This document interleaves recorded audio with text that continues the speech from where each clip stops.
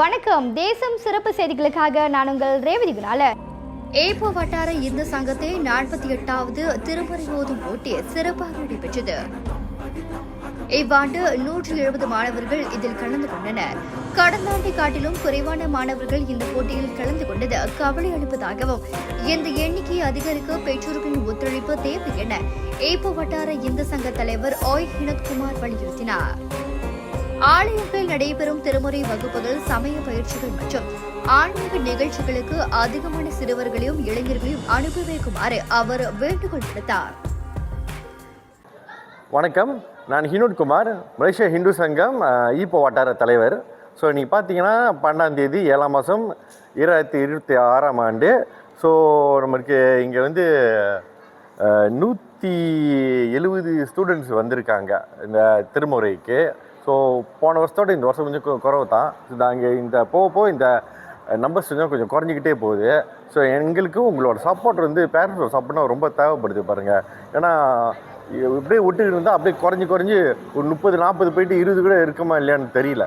So இப்போ எனக்கு என்ன வேண்டுகோள்னா, உங்களோட பிள்ளைங்களை தயவு செஞ்சு இந்த மாதிரி சமய கிளாஸுக்கு, இந்த மாதிரி திருமுறைக்கு ஏதாச்சும் ஒரு நிகழ்ச்சி கோயிலில் நடக்குதுன்னா அனுப்பி ஏதாச்சும் செய்ய பாருங்கள். ஓகே. ஸோ நீங்கள் பார்த்தீங்கன்னா இதில் வந்து நிறைய ஸ்பான்சர்ஸ் வந்திருக்காங்க. ஸோ ஸ்பான்சர்ஸ் பார்த்தீங்கன்னா கஜாய் வெஞ்சர்ஸ் இன்டர்பர்ஹாட்டு, நம்ம ஆடுன் YB டத்தோ ஷாருல் ஜாமான் பின் ஜாயா, ஜிவிஎன் சர்வீஸ் சைடாக்கு, அப்புறம் செல்லப்பா கேத்ரிங்கு, சீமா கேத்ரிங், அப்புறம் நம்ம school head master SJK Tamil கிராஜான் இப்போ மிஸ்ஸஸ் அம்பிகா, அப்புறம் பேரா மலையாள அசோசியேஷன் PME சரளாவங்க, அப்புறம் சேர்மன் ஆஃப் பெண்ணோ MHS விவேகானந்தா பொன்சந்திரன், அப்புறம் வந்து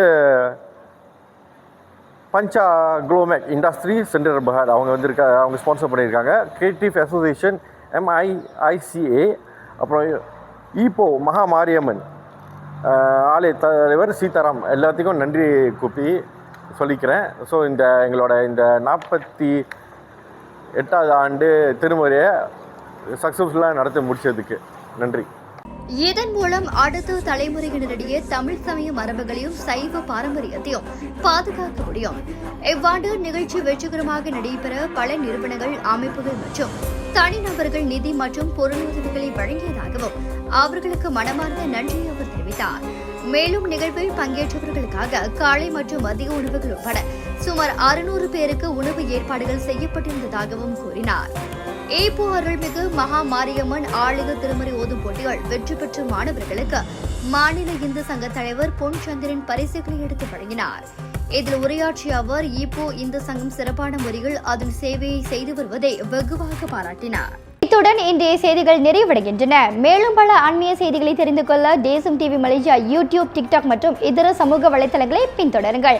உங்களிடமிருந்து விடைபெறுவது நான் உங்கள் ரேவதி குணாலன். மக்களோடு தேசம், தேசத்தோடு மக்கள். நன்றி, வணக்கம்.